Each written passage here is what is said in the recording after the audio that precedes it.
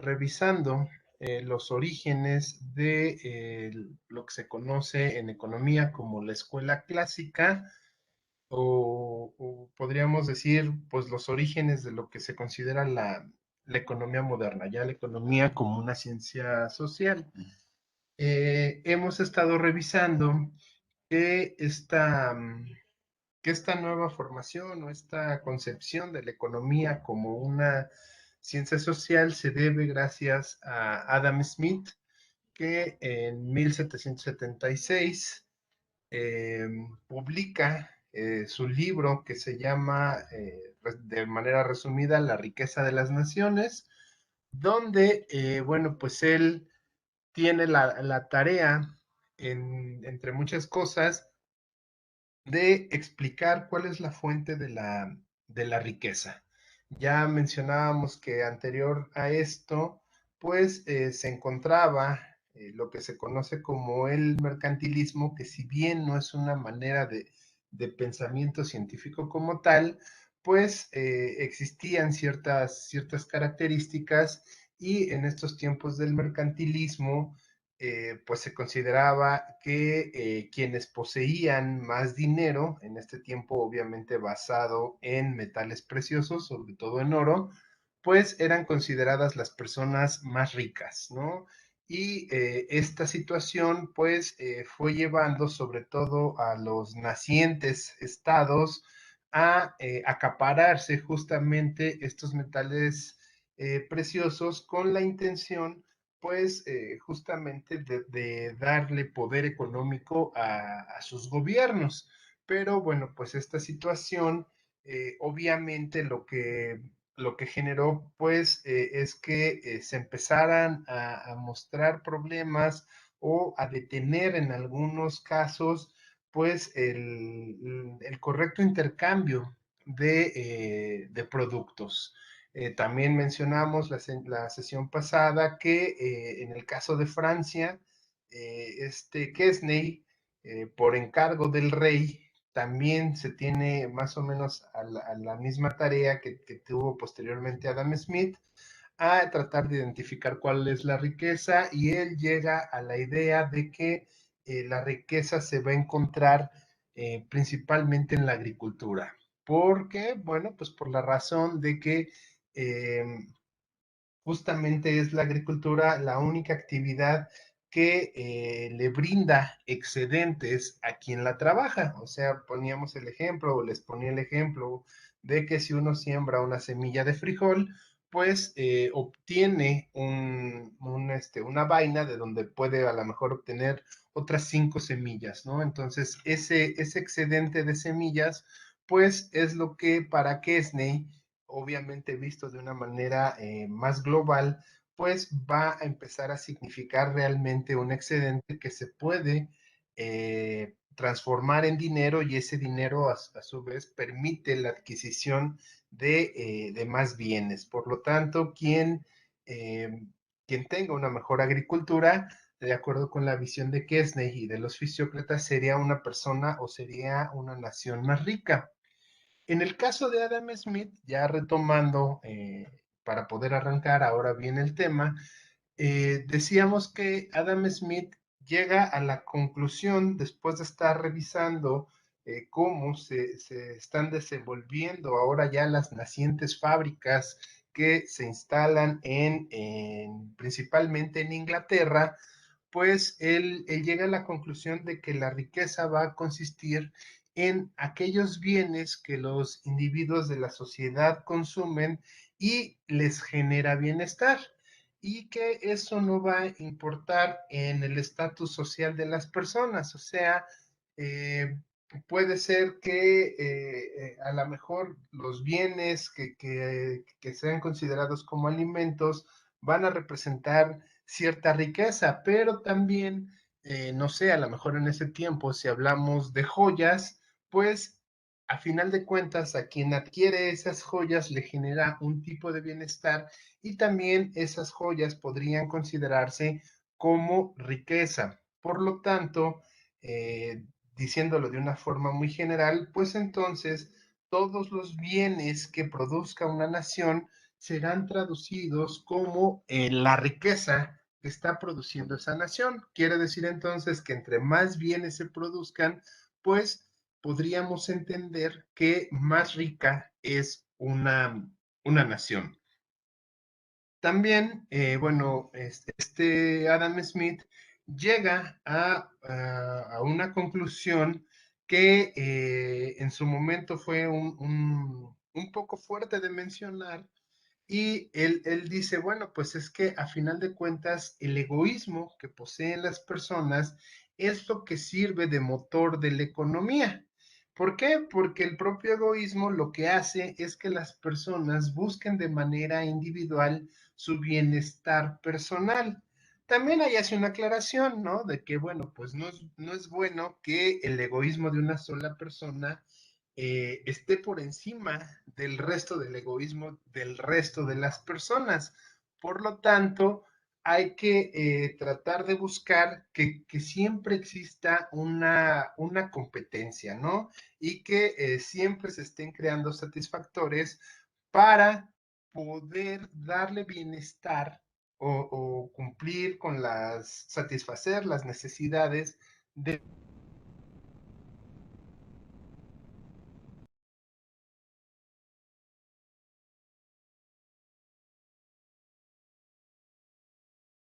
Profe, no lo escucho.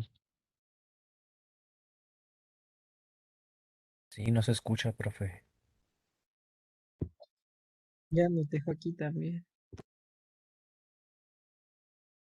Están cayendo poco a poco. Hola, Ah, ¿lo pues te escuchan? escucho. Profe, Sí, ya está. Ya está, es que de repente se va el internet, aquí por los problemas de lluvias, luego se nos va, pero ¿ya me escuchan bien? sí, Sí, profe. profe. Bueno, si tenemos problema, pues me avisan y vuelvo a repetir. Ok, les mencionaba que entonces el egoísmo pues es justamente lo que va a servir como motor de la economía, considerando que todas las personas eh, pues tienen un cierto nivel de egoísmo, ¿no? Y ese egoísmo está fundamentado en el propio bienestar personal. Entonces, ¿qué podemos entender de esto? Que lo que deben de buscar las naciones entonces es justamente producir aquellos bienes que generen bienestar para toda una población. Y entre más bienes se produzca en una nación, pues entonces es más factible que exista la competencia y, bueno, pues entonces se estaría tratando de cumplir o de satisfacer el bienestar personal de toda de toda una población, ¿no? Adam Smith hace también una aclaración y dice, hay que tratar de funcionar de esa manera y no solamente en cumplir el egoísmo de una sola persona, porque si se cumple, perdón, el egoísmo de una sola persona, pues podemos llegar a tener problemas, ¿no? Sobre todo problemas, por ejemplo, de monopolio, etcétera, etcétera. Por lo tanto, lo que conviene es que siempre se estén creando distintos productos para satisfacer distintas necesidades.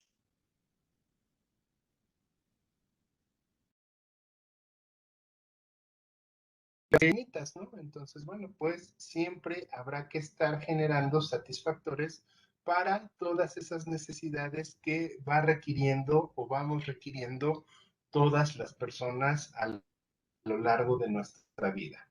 ¿Hasta aquí alguna duda, algún comentario que tengan? No, profe. Ok, vamos entonces a avanzar. Eh, Nos va a decir entonces Adam Smith que la economía será entonces el resultado de aquellas acciones y relaciones que vayan teniendo lo que se conoce como los agentes económicos. que no es otra cosa sino la relación entre individuos y empresas. Y dice Adam Smith, bueno, pues lo que debe de ocurrir es que tanto individuos como empresas tengan la capacidad de estar negociando en el mercado la compra o bien la demanda y la oferta de bienes. O sea, los individuos le van a demandar a las empresas que cierta cantidad de bienes o ciertos bienes que se necesitan, mientras que las empresas van a estar negociando poderles dar esos bienes que satisfacen todas sus necesidades. Y dice Adam Smith, así es como debe de funcionar una economía, solamente entre individuos y empresas.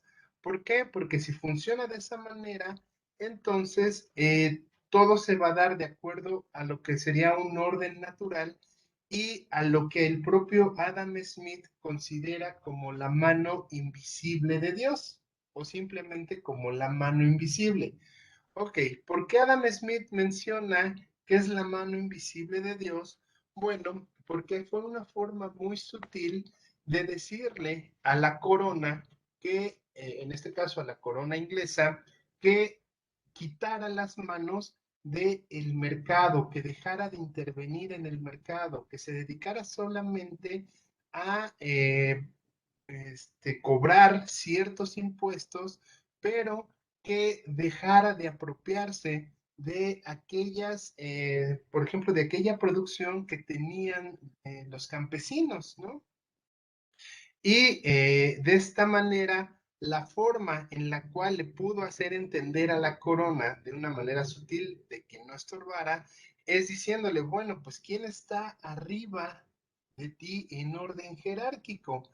Debemos de entender que en esos tiempos, pues se consideraba que los reyes o los señores feudales estaban ahí gobernando por imposición de Dios. Entonces, lo único que podía estar por encima del rey era obviamente Dios. Y de esta manera decían, ok, pues Dios es el que va a regular con su mano invisible que este orden natural continúe, así como en la naturaleza. Nosotros no nos debemos de meter porque Dios es el que se encarga de que la naturaleza funcione de forma correcta. Bueno, en la economía también tú no debes de entrar y debes de permitir que los individuos y las empresas se relacionen de forma libre. ¿Sale? ¿Alguna duda, algún comentario con esto que tengan? Bueno, vamos a avanzar entonces. No, profe. Ok, tenemos entonces que de acuerdo con Adam Smith se crean, digamos que dos ciclos, ¿no? Dos ciclos interminables y nos dice, bueno, por un lado van a estar los individuos y estos individuos van a comprarle a las empresas bienes para satisfacer sus necesidades. Mientras que las empresas van a vender los bienes que necesitan los individuos para obtener ganancias. Y entonces esta relación se va a estar dando de forma ininterrumpida. En este diagrama tan sencillo podemos observar que no cabe el gobierno. Ya si entrara el gobierno, bueno, pues entonces no estaría funcionando este circuito de manera correcta, de manera continua. Esta forma, este circuito que vemos nosotros aquí, se conoce como el circuito del mercado de bienes, donde unos demandan bienes y los otros ofrecen los bienes. Y entre ambas partes van a estar negociando justamente el precio de esos bienes. ¿Sale? Entonces, nosotros podríamos de acuerdo con la visión de Adam Smith, nosotros podríamos interpretar que esos precios que tienen los bienes en el mercado serían precios justos. ¿Por qué? Porque ambos estarían en la misma posición o con la misma, lo que se le conoce como el mismo poder de mercado para poder hacer que se establezca un precio donde ambas partes se vean beneficiados y ninguno de ellos tenga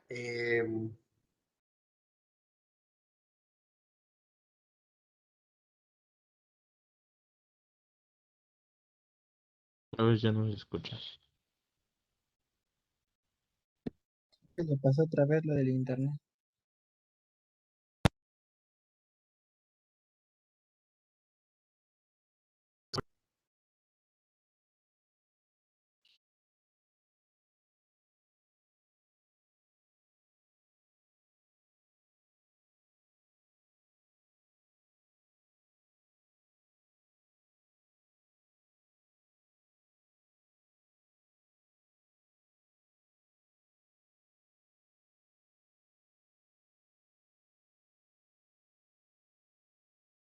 le va a convenir a ambas partes, o sea, va a ser el precio justo para esos bienes, ¿no? Si las empresas quisieran vender el bien a un precio más alto, pues los individuos estarían tan organizados que no permitirían ese incremento del precio y entonces no estarían comprando un bien tan caro. Mientras que por el otro lado, si los individuos presionaran a bajar el precio de ese bien, pues las empresas llegaría un momento donde no se verían motivadas a vender ese bien y entonces el bien no se podría vender y los individuos tendrían que aceptar que estuviera un precio que fuera lo suficientemente justo para que las empresas obtuvieran ganancias y pudieran venderlo.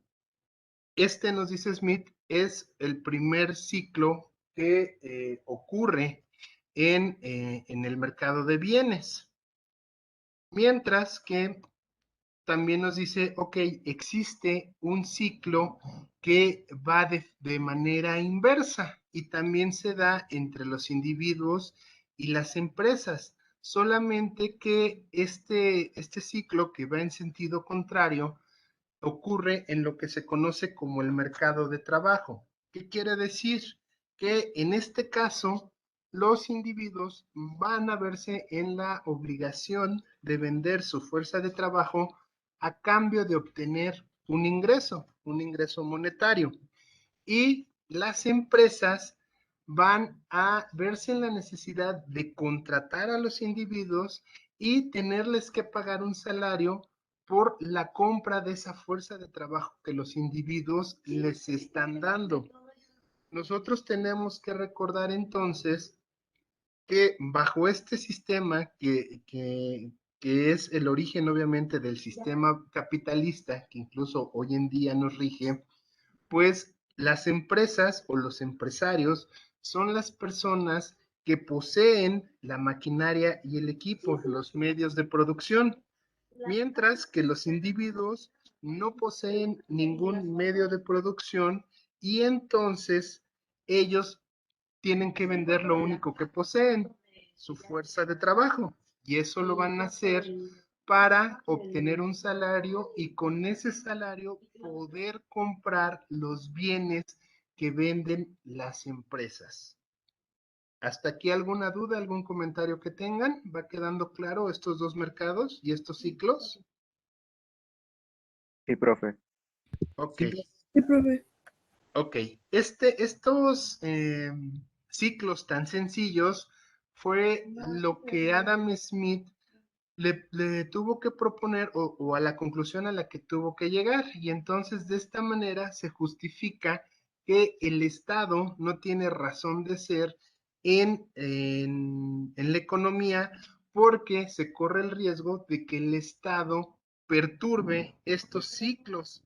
¿Por qué? Porque puede tomar parte o hacia los individuos o hacia las empresas y entonces los ciclos ya no son correctos, ya no se pueden negociar ni salarios justos ni el precio de los productos de manera justa. ¿Por qué? Porque al final de cuentas tendría que apoyar a uno o a otro, y eso no es lo conveniente, de acuerdo con esta visión de Smith.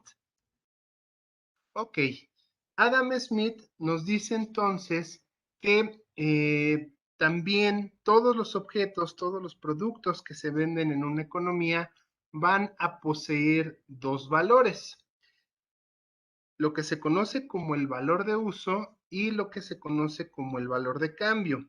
En el caso del valor de uso, va a consistir en aquella aptitud, aquella característica que un objeto va a tener para satisfacer una necesidad determinada.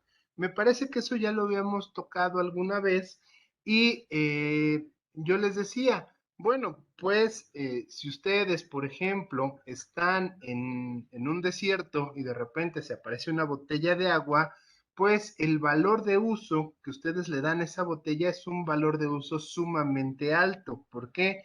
Porque lo más probable es que si ustedes estuvieran en un desierto, estaría haciendo mucho calor y estarían deshidratándose. Entonces, al momento de que ustedes encuentran agua, para ustedes representaría algo sumamente importante. Pero a lo mejor para una persona que se encuentra al lado de de un manantial, pues tener agua no tiene el mismo valor de uso que lo tendría para una persona que se encuentra en el desierto. Por lo tanto, el valor de uso, pues es meramente subjetivo, dependiendo de la necesidad que va a satisfacer y dependiendo de cómo apreciamos nosotros las cosas, es el valor de uso que les vamos a estar otorgando. Hay personas que, por ejemplo, le dan el valor de uso o un valor de uso muy alto al café, a tomar café, pero hay personas que no les gusta tomar café. Entonces, si ustedes observan, aquí estamos en situaciones donde los valores de uso son distintos y son muy subjetivos y por lo tanto son muy difíciles de medir. No hay una forma en la cual podríamos medir de acuerdo a valor de uso qué tan bueno o qué tan malo es tener café, por ejemplo, o tener agua, por ejemplo.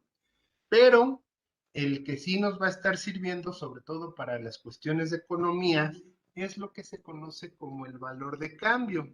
Y ese valor de cambio va a consistir en la característica o en la aptitud que va a tener un producto para proporcionarnos otros bienes que para nosotros sí nos van a satisfacer.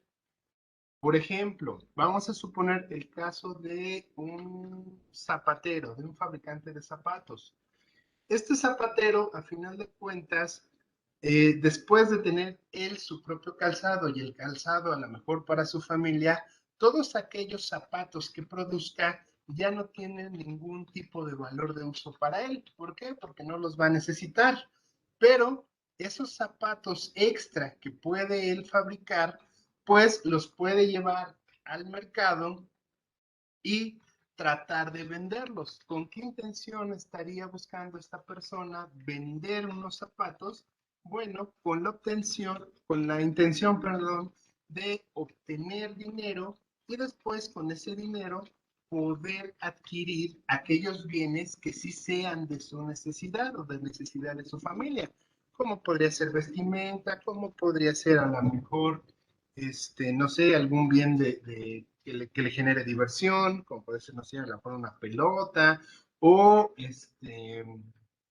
o la propia comida, etcétera, etcétera. Entonces, vamos a darnos cuenta que todos los objetos van a poseer justamente este tipo de valores, pero sobre todo cuando hablamos de un valor de cambio, el valor de cambio sí se puede ir estandarizando.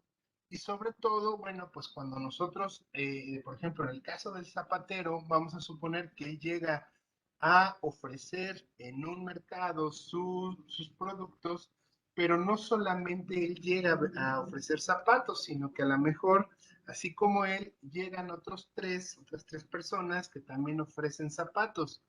¿Qué va a suceder ahí? Que entonces hay varias posibilidades para la persona que busca zapatos En este ejemplo va a tener al menos 3 posibilidades de conseguir zapatos. ¿Y qué va a llevar a los zapateros? Va a llevar a tenerlos en competencia y a final de cuentas, entre los 3, si quieren los 3 vender, van a tener que establecer un precio que sea muy parecido entre ellos 3. Pero si, bueno, si son 3 y en vez de 3 ahora son 10 o son 100 o son tantos, entre más participantes haya, es más probable que entonces se pueda estandarizar el precio de ese producto o se puedan tener precios muy cercanos entre sí. ¿Sale? ¿Alguna duda que tengan? ¿Algún comentario que tengan sobre esto? ¿Quedó claro esa diferencia? Sí, está claro. Perfecto. Entonces, ¿qué va a suceder? Bueno, la forma en la cual se va a poder establecer una estandarización de ese valor de cambio, en un principio se podía hacer o se hacía de acuerdo a cierta canasta de productos. Por ejemplo, si en un mercado llegaba la persona que vendía zapatos, la persona que vendía pieles, la persona que vendía a la mejor costales de trigo, pues, bueno, con estos 3 ejemplos, se podía hacer una especie de lista de cambio, ¿no? A lo mejor decir, bueno, unos zapatos te van a servir para comprar, o es lo mismo comprar un par de zapatos que comprar a lo mejor 5 kilos de trigo, que comprar a lo mejor 2 pieles, ¿no? Eso sería un, una tabla de cambios entre bienes, pero posteriormente con la llegada del dinero, esto se facilitó aún más. ¿Por qué? Porque desde que nosotros tenemos dinero, nosotros toda la humanidad, pues podemos entender entonces que ahora todos los productos estén expresados en precios. Y es lo que hacemos hoy en día. Si hoy en día vamos a la tienda y buscamos unos zapatos, no nos van a decir, ok, estos zapatos le van a costar 5 kilos de trigo. Hoy te dicen, estos zapatos le cuestan 500 pesos, 1000 pesos, dependiendo del tipo de zapato que nosotros busquemos. O si nosotros vamos a buscar trigo, pues nos van a decir, ah, bueno, pues 1 kilo de trigo a lo mejor le va a costar 50, 70 pesos, 100 pesos, no lo sé. Pero aquí entendemos entonces que inconscientemente ese valor de cambio ahora lo estamos transformando a un establecimiento de precios, de expresiones monetarias. ¿Sale? Que hay que entenderlo. Una cosa es el precio y otra cosa es el valor. Pero muchas veces el precio sirve para expresar de alguna manera lo que sería el valor de cambio o para aproximarnos un poco a lo que sería el valor de cambio. Ok. Para Adam Smith nos dice, el valor de cambio va a consistir en el trabajo que esté incorporado en la elaboración de un producto. Y ya de manera más directa nos dice, estos productos o todos los productos se van a medir por el tiempo de trabajo que se requirió para elaborarlo, o sea, por las horas que le depositó una persona para elaborar cierto producto. ¿Qué quiere decir? De acuerdo a lo que establece Smith, que si un producto se tarda, no sé, 5 horas en poderse hacer, va a ser más caro que un producto que tarde solamente 3 horas en poderse fabricar. Por lo tanto, entonces, aquellos productos que tengan más horas para poderse elaborar van a ser los productos que deben de ser más caros, entendiendo que entre más horas pasen, estaríamos hablando de productos cada vez más sofisticados o cada vez más difíciles de realizar. ¿Alguna duda, algún comentario? ¿Todo claro? Sí, profe, todo claro. Perfecto. Entonces nos dice Smith, bueno, pues el valor de cambio va a tener que expresarse en unidades de dinero y el dinero lo tenemos que entender como un medio de intercambio. ¿Y qué quiere decir que el dinero sea entendido como un medio de intercambio? Bajo esta concepción, el dinero no es ninguna mercancía y bajo esta concepción, Smith considera que la gente únicamente va a querer tener dinero por el simple hecho de poder comprar o va a ser un punto intermedio para poder acceder a aquellos bienes que realmente le van a significar la satisfacción de una necesidad. Esta parte es importante porque incluso hoy en día el debate teórico, sobre todo de todos los que siguen bajo esta visión clásica, nos dicen que la gente siempre va a tratar o siempre va a buscar de deshacerse del dinero con la intención de realmente tener aquellos bienes que le generen una satisfacción. El dinero entonces solamente es un medio, pero no es una finalidad, ¿sí? Solamente voy a querer yo dinero para, de acuerdo con esta visión, para poder acceder a lo que yo quiero. No voy a querer tener dinero por el simple hecho de tener dinero, de acuerdo a esta visión. Repito. Y entonces entendemos lo que les mencionaba, que todos los productos, ya cuando nosotros metemos el dinero, entonces todos los productos van a estar expresando su valor de cambio, en precios. ¿Por qué su valor de cambio? Porque como les mencionaba hace rato, el valor de uso es muy subjetivo y poco cuantificable. Ok, ahora bien, hablando de los precios, nos dice Adam Smith, van a existir dos tipos de precios. El primero es lo que se conoce como el precio natural, y ese precio natural es el precio que van a estar calculando los productores o que deberían de estar calculando los productores. ¿Qué quiere decir? Bueno, pues es para saber en cuánto va a vender ese producto que él está haciendo, va a tener que calcular la suma de los salarios, o sea, de toda la fuerza de trabajo que tuvo que contratar para elaborar ese producto, más todas las rentas. Las rentas en los tiempos de Smith se entiende como el pago por el uso de la tierra. En ese tiempo la renta estaba muy, y ahorita lo vamos a ver más adelante, estaba muy enfocado al uso de la tierra, sobre todo porque entendemos que todavía estamos hablando de sociedades mayoritariamente agrícolas y ganaderas.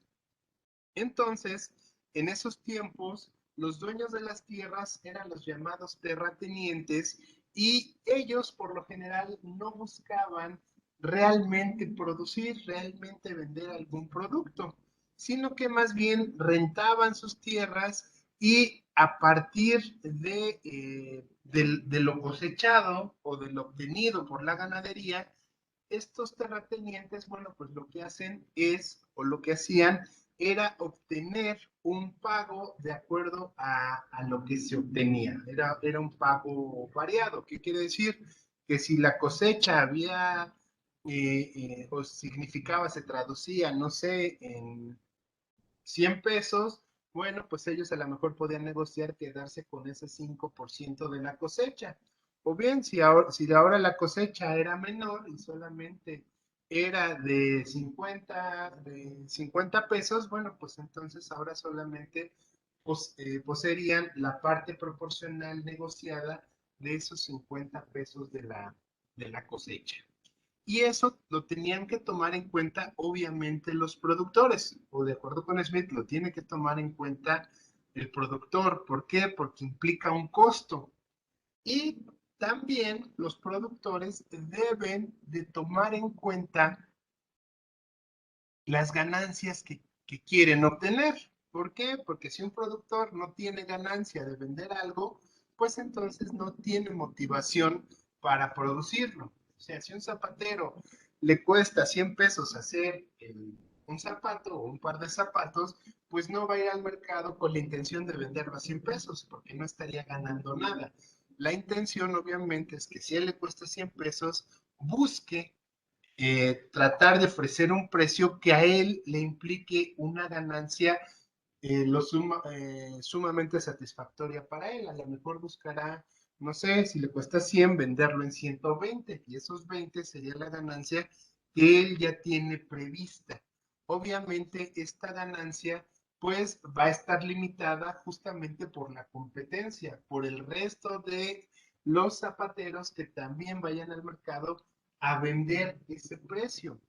De hecho, podríamos decir que muchas veces cuando alguien va a vender un producto, pues por lo general busca investigar a cuánto está el precio de ese producto que él quiere vender, ¿no? Por ejemplo, si hoy en día alguien quisiera vender zapatos, pues a lo mejor una de las cosas que haría es justamente buscar cuánto cuestan esos zapatos que son parecidos a los que él quiere vender y a partir de ese precio, pues él tratar de establecer si es posible contratar personal, si es posible pagar ciertas rentas, si es posible comprar pues todo lo que requiera para hacer los zapatos y aún así obtener esa ganancia. Eso sería entonces el precio natural. Mientras que nos dice Adam Smith, el precio de mercado es el precio al que realmente se va a vender un producto.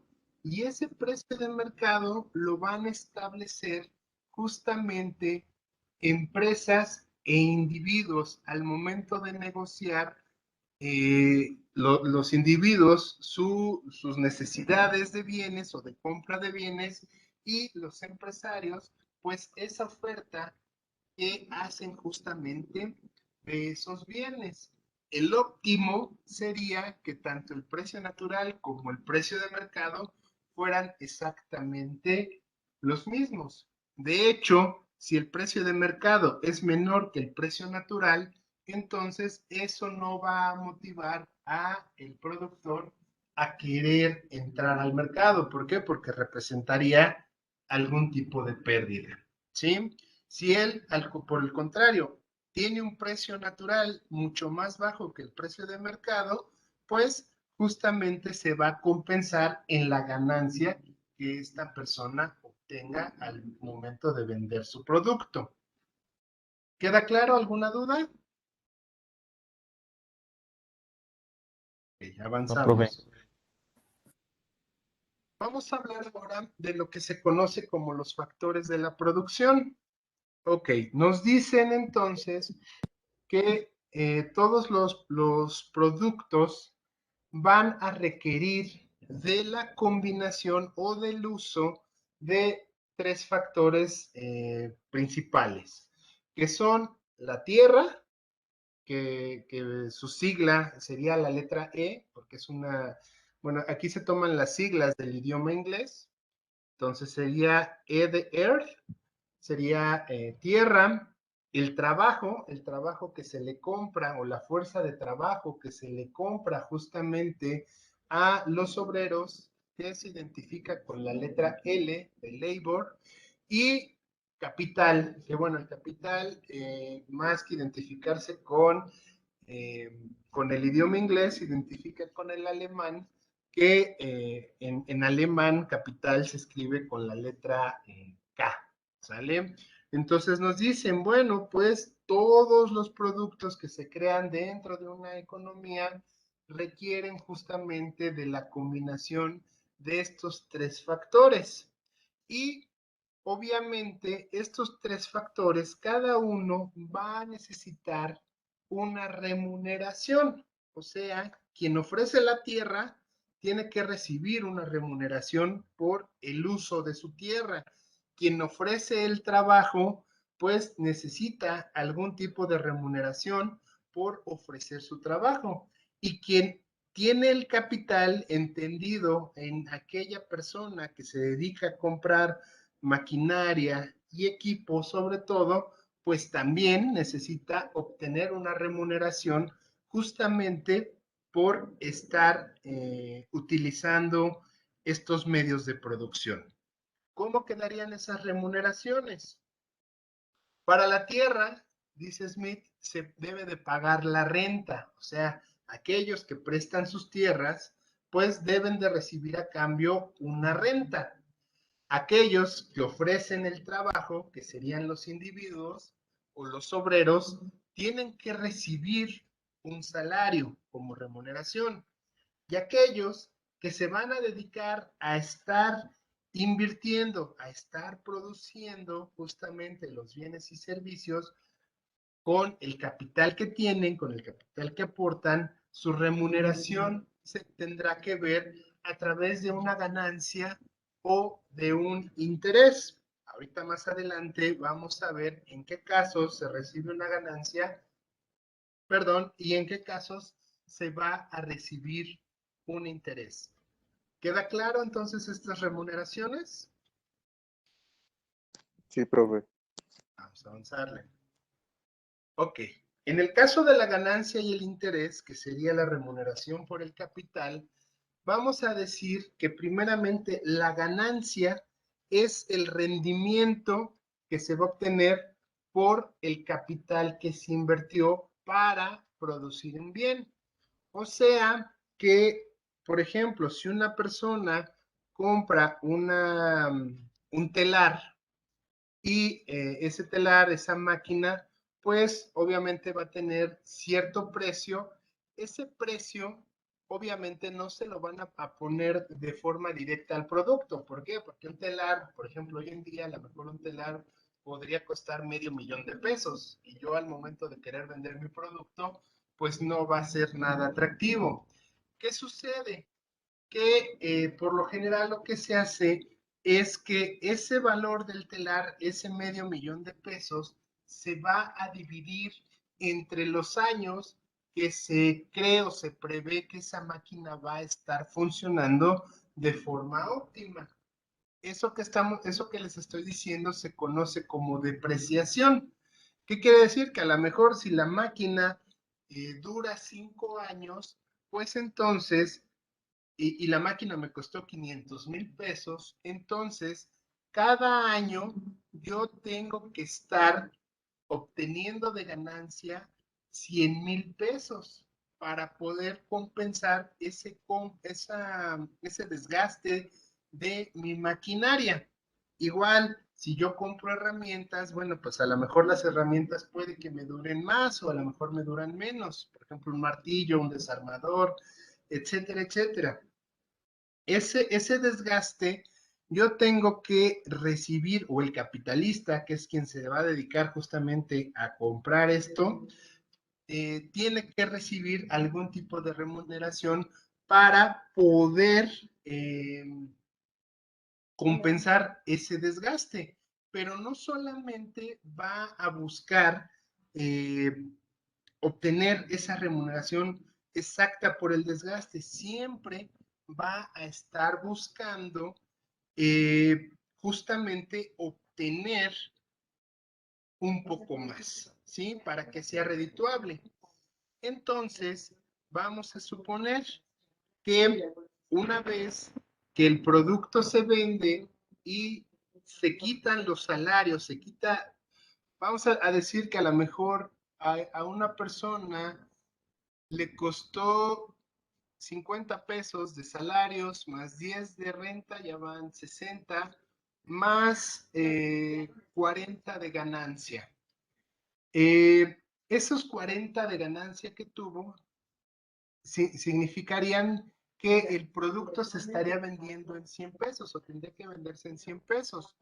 Pero justamente esos 40 de ganancia tienen que representar una parte proporcional de la maquinaria y la herramienta que se desgastó.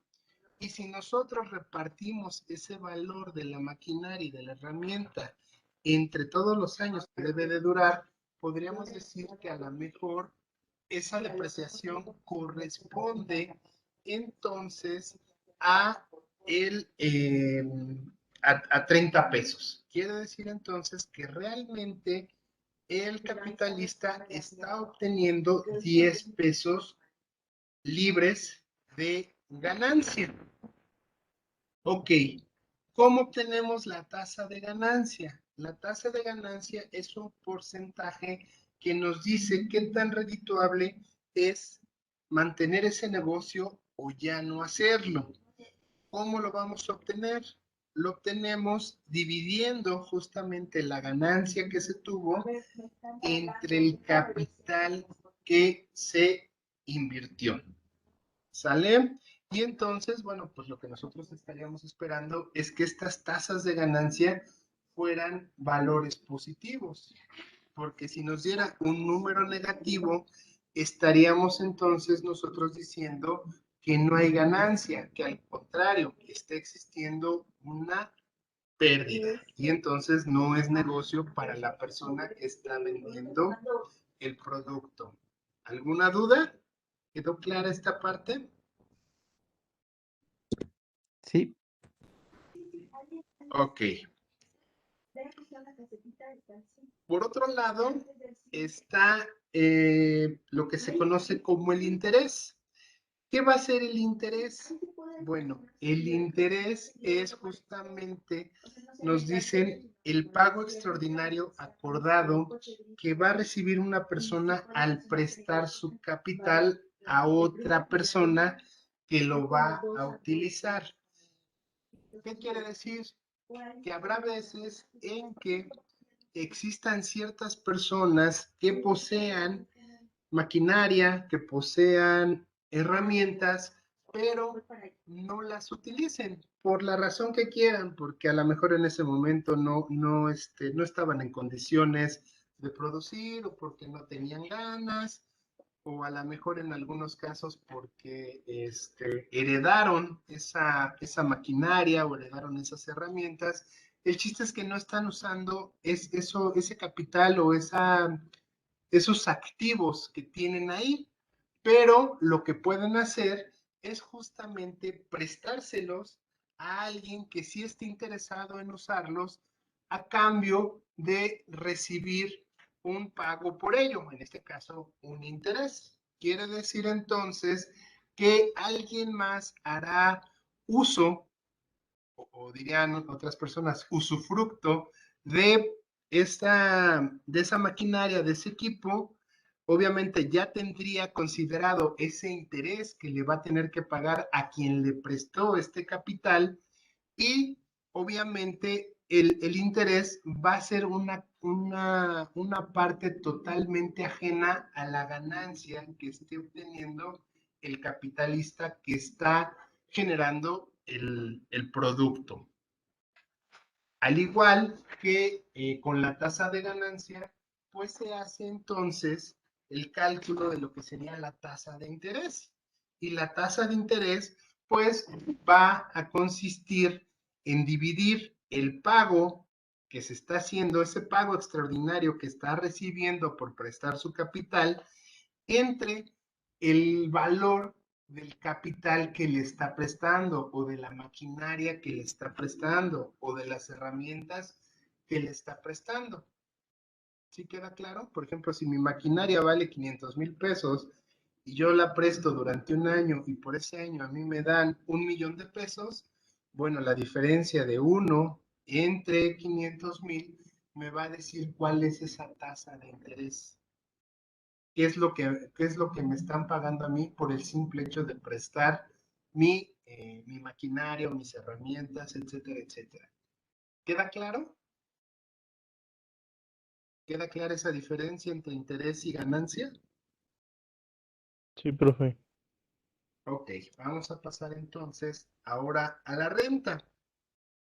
La renta, como veíamos, pues va a ser el precio que se va a pagar por el uso de la tierra. Y en este caso, en estos ejemplos de Adam Smith, pues nos dicen que ese pago va a depender justamente de la productividad de la tierra e incluso en algunos casos de su mejor uso alternativo. ¿Qué quiere decir? Que a lo mejor bueno, hablamos de que ya se estaban generando las primeras fábricas y en estos casos la tierra como tal no se estaba utilizando o no se está más bien utilizando a manera de cultivo, sino se está utilizando para poner ahí una fábrica. En este caso, pues la productividad se va a manejar de acuerdo a todas las facilidades que se tienen justamente para que se lleve de una mejor manera posible el desarrollo de algún tipo de producto.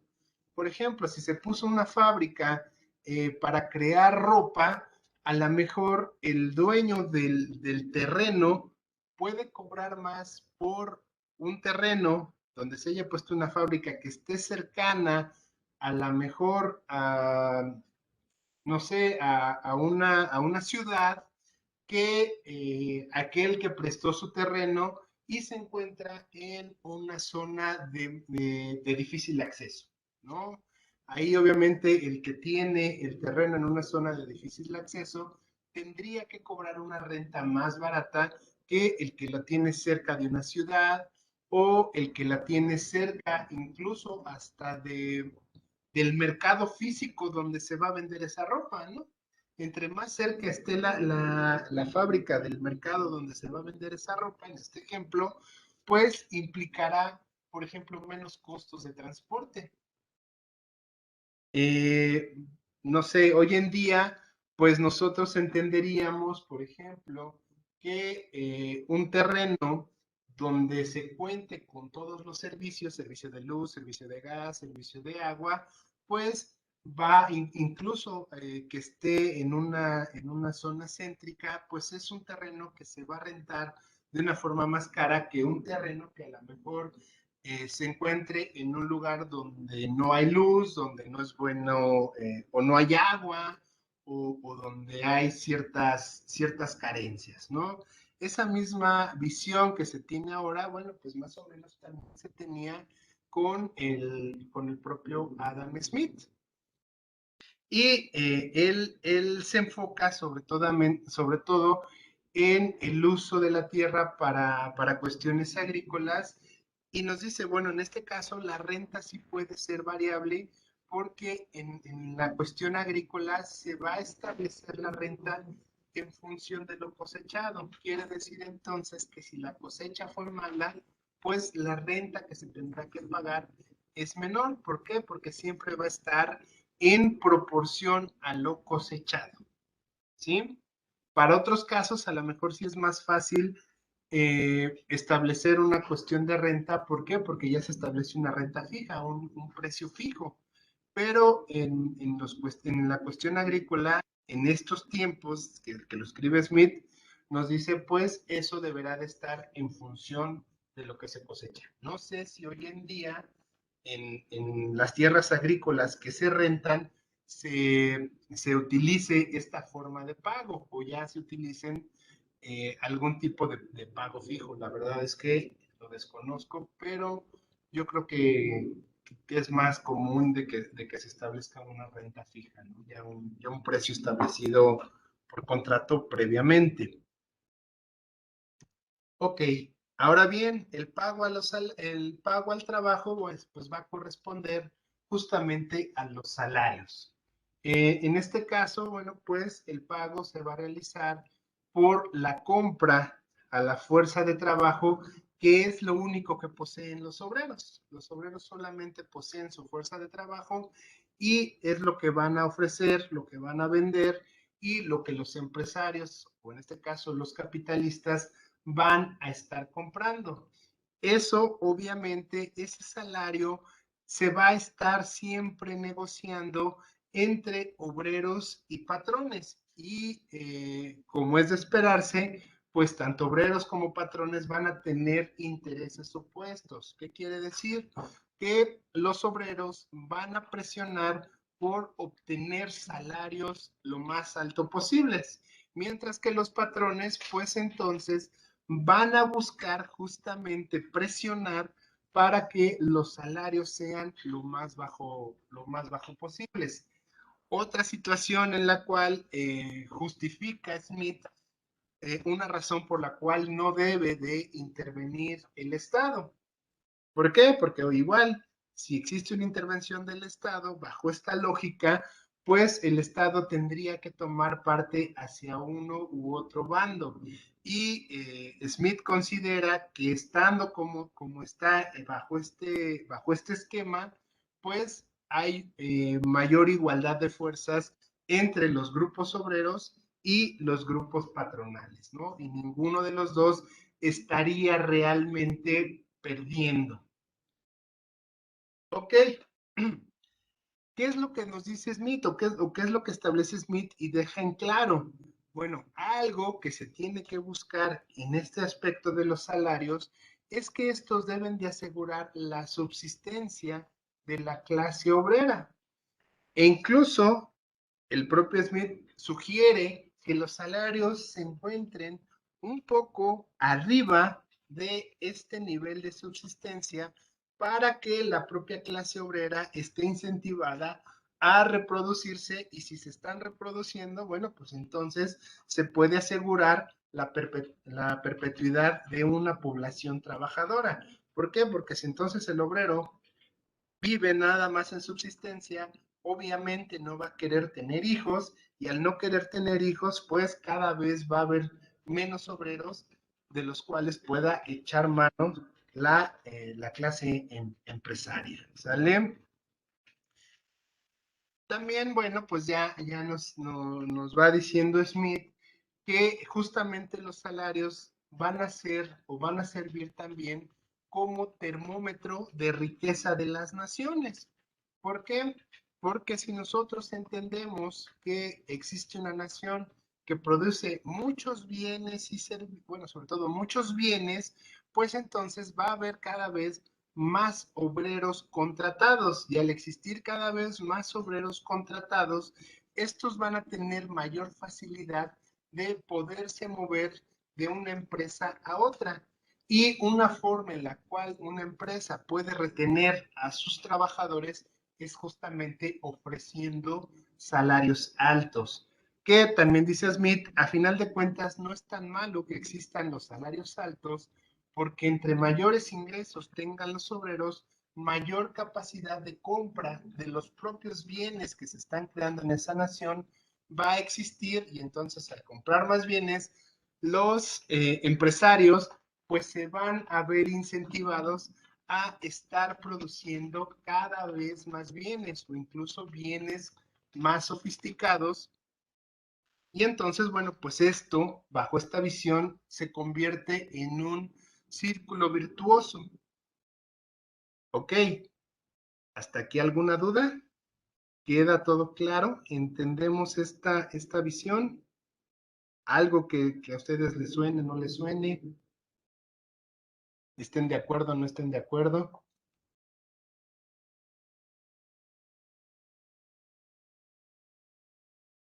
¿Todo bien?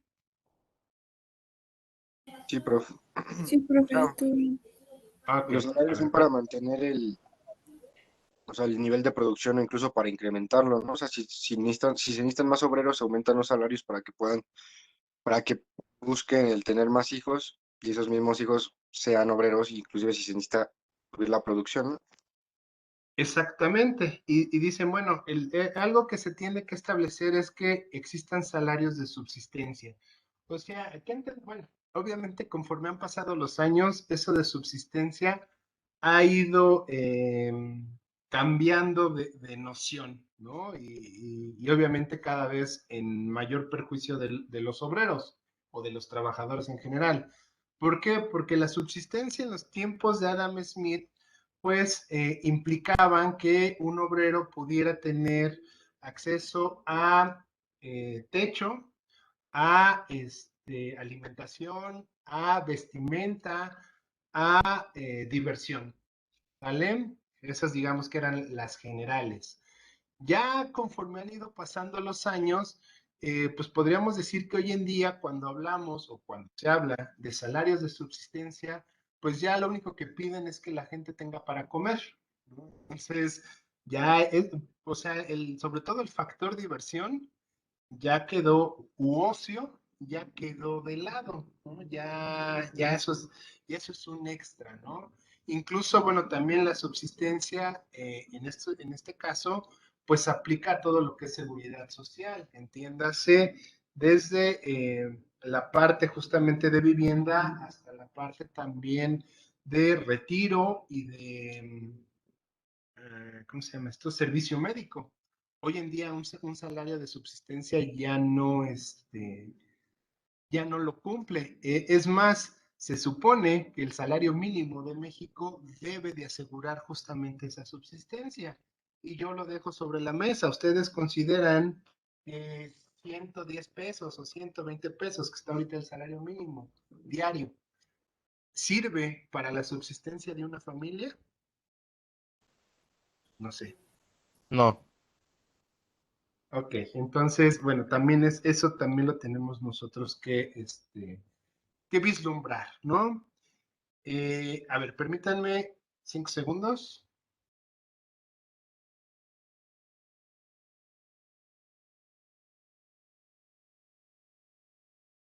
Ya, perdón.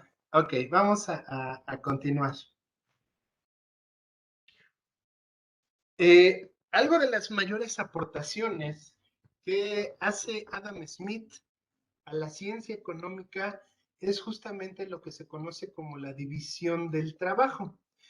Nos dice Adam Smith, y Adam Smith hace mucho hincapié en esto, obviamente porque parte de su investigación fue justamente revisar el funcionamiento de las fábricas que existían en ese tiempo, pero en específico se centró en una fábrica de producción de alfileres. Y a partir de esa fábrica llegó a muchas conclusiones. Una de estas es justamente la división del trabajo, y él considera que la división del trabajo va a ser uno de los factores más importantes para que pueda existir el crecimiento económico. ¿En qué consiste esta división del trabajo? Bueno, la división del trabajo consiste en que originalmente, por ejemplo, en etapas previas a esta que está analizando Smith, existían los famosos alfareros, los artesanos, y la característica de artesanos, de alfareros, de todas estas personas, pues es que tenían que aprender justamente a elaborar un producto. O sea, por ejemplo, si eres zapatero o si eras zapatero antes de esta época, pues tenías que conocer todo, desde cómo cortar la piel, cómo coser la piel, cómo poner las suelas, etcétera, etcétera, hasta poder entregar un zapato terminado. O si eras, no sé, a lo mejor un artesano, cómo podías hacer una vasija, desde crear el molde, poderlo hornear, todas esas cosas, pintarlo. Y obviamente, bueno, pues teníamos lo que hoy en día se conoce como los productos handmade, ¿no? O los productos hechos a mano. Esa característica lo que va haciendo es que obviamente los productos que se obtienen requieren mucho tiempo de fabricación, y va a haber preferencia por ciertos productos, obviamente dependiendo de las habilidades del artesano o del alfarero, de la persona de la que nosotros estuviéramos eh, hablando, ¿no? E incluso los propios productos que puede generar una sola persona, pues en muchas ocasiones no eran productos idénticos. ¿Qué quiere decir? Que a lo mejor una vasija salía más grande que la otra, o una vasija estaba mejor pintada que la otra. Todo iba a depender justamente de una sola persona. En este caso, ya con la incorporación de las fábricas, lo que comienza a suceder es que ahora los obreros van a trabajar en lo que se conoce como una línea de producción. Y entonces cada obrero va a tener una actividad en específico. ¿Qué quiere decir? Que entonces ahora un obrero, por ejemplo, en el caso de los alfileres, que es lo que estudió Smith, pues había un obrero que se iba a encargar única y exclusivamente de llevar el rollo de alambre hacia las mesas de trabajo. Esa era su única función. Llevaba el rollo, lo dejaba, regresaba, iba por otro rollo, lo volvía a poner en la mesa de trabajo, y así y va a estar trabajando durante toda su jornada de trabajo. Después, más adelante, otro obrero a lo mejor se iba a dedicar a estar desenrollando el alambre y más adelante otro obrero se iba a dedicar a cortar, estar cortando alambre hasta que llegara otro, recogiera ese alambre cortado, otro le diera forma, otro lo afilara, otro lo guardara a lo mejor en cajas, ¿no? ¿Qué sucede? Que entonces cada obrero va a tener ya nada más una actividad en específico que realizar, pero al nada más estarse concentrando en realizar, perdón, una actividad de forma repetitiva, eso genera que estos obreros se vuelvan expertos justamente en esa actividad.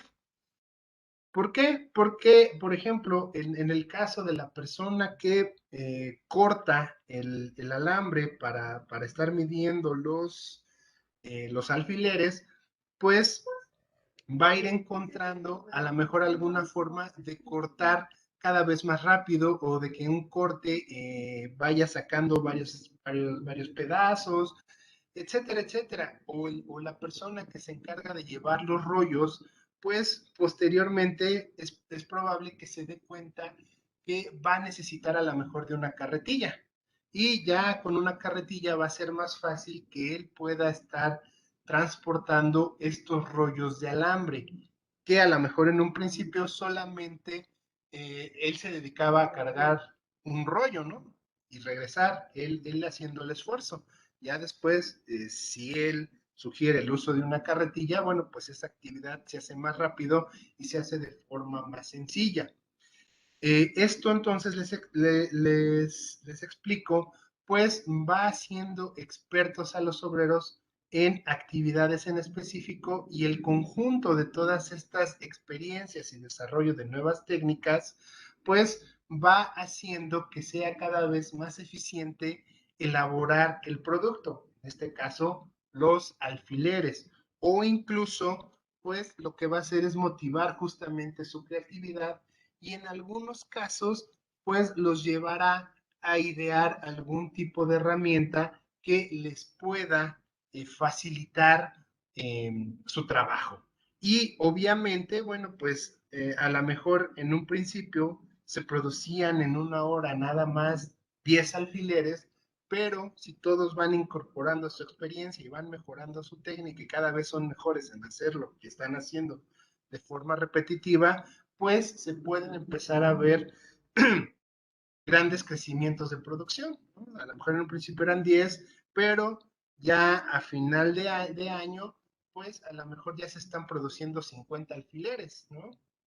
Con la misma gente y en el mismo tiempo. Y esa producción más eficiente de alfileres lo que va a generar es que entonces justamente el propio capitalista pues va a ir obteniendo ganancias aún mayores. ¿Por qué? Porque a él le va a resultar cada vez más barato producir un alfiler, pero los precios de mercado van a estar establecidos. Va a empezar a tener cierta ventaja contra el resto de los productores de alfileres. Incluso en un caso extremo, podría atreverse a bajar ese precio y ofrecer su precio por debajo del precio de mercado y con eso empezarse a quitar la competencia.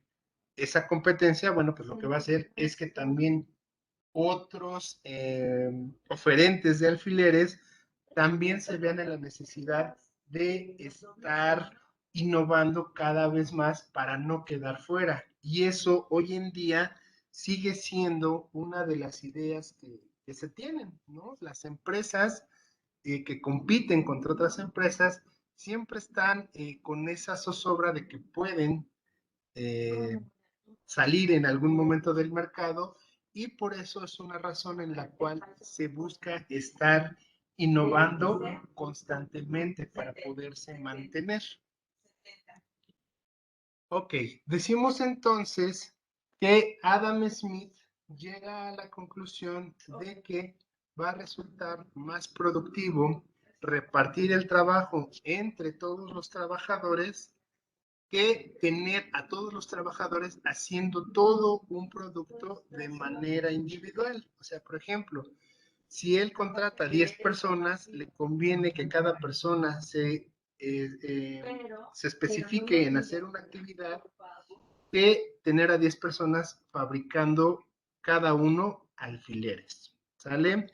Aquí abajo, bueno, tenemos una imagen más o menos representativa de lo que Adam Smith nos platicaba sobre la cuestión de la producción de alfileres.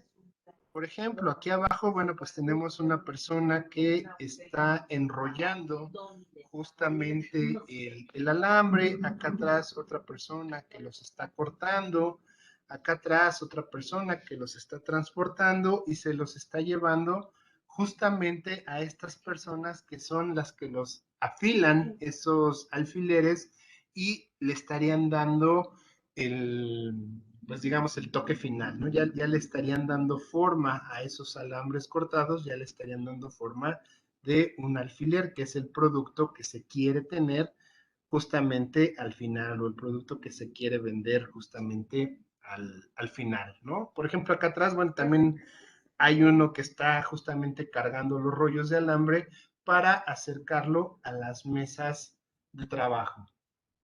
¿Alguna duda que tengan? ¿Algún comentario? No, profe. Ok. Bueno, vamos a ver entonces, por último, del día de hoy, el tema de comercio internacional visto por Adam Smith.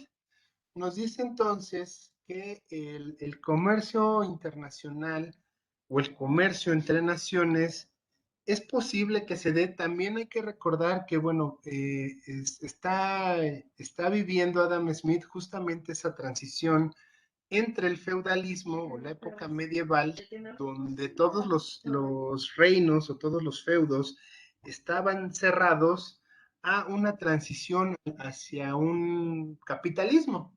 Entonces, obviamente, bueno, pues todos los reinos, todos los señores feudales tenían justamente en mente esa visión de mantener cerradas sus fronteras.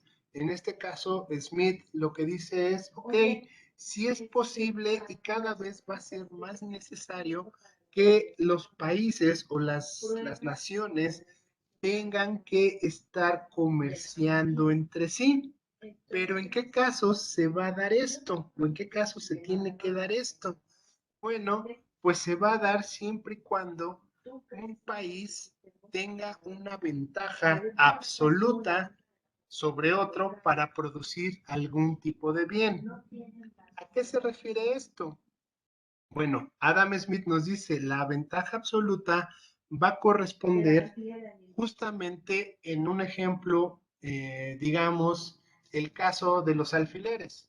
Supongamos que Inglaterra se tarda 4 horas en producir 100 alfileres, pero España se tarda solamente 3. Entonces, de acuerdo a la visión de Adam Smith, y lo que propone es, ok, si España lo hace de forma mejor que nosotros no deberíamos de estar gastando fuerzas y energías en producir algo que alguien más produce de forma más eficiente. Nos conviene más comprar esos alfileres que van a estar más baratos en España que tratar de producirlos nosotros. Mejor esas energías que estamos gastando en un producto que a nosotros no nos conviene producir en comparación con el otro país, mejor esas energías destinémosla a algo en lo que nosotros seamos mejor que el otro país y nosotros podamos innovar y nosotros podamos venderle ese producto a ese país. Y entonces ese país ya no tenga necesidad de producir un producto que nosotros le vamos a ofrecer de forma más barata y más eficiente. De acuerdo a esta visión, entenderíamos que sería un ganar-ganar, ¿no?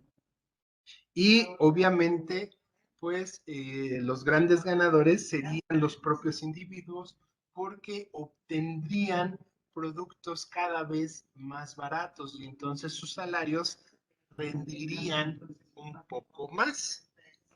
Esto lo hace obviamente pues revisando la relación que tiene sobre todo el Reino Unido con Francia y con España. Y entonces le dice, bueno, pues a ver, vamos a revisar en qué somos buenos nosotros.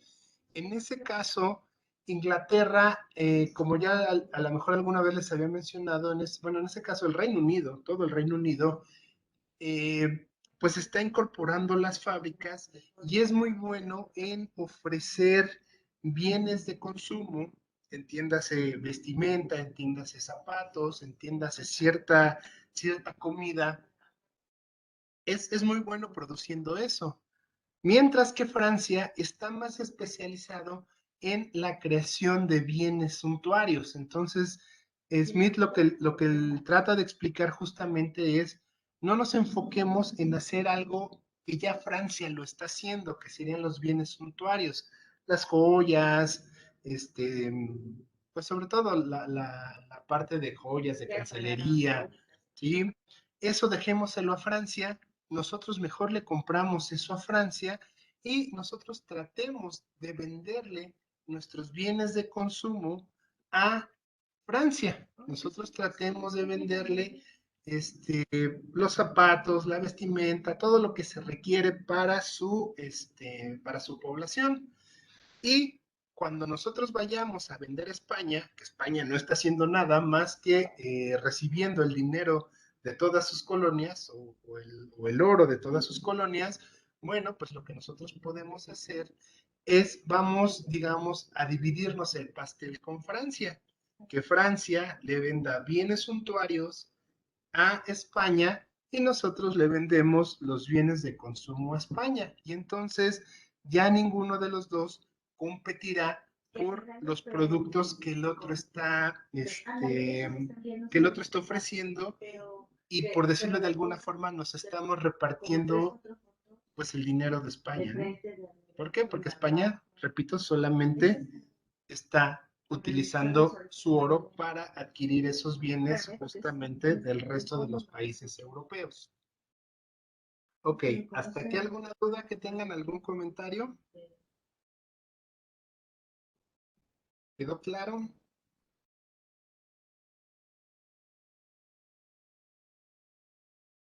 Hola, hola. Ok, bueno, Sí, profe.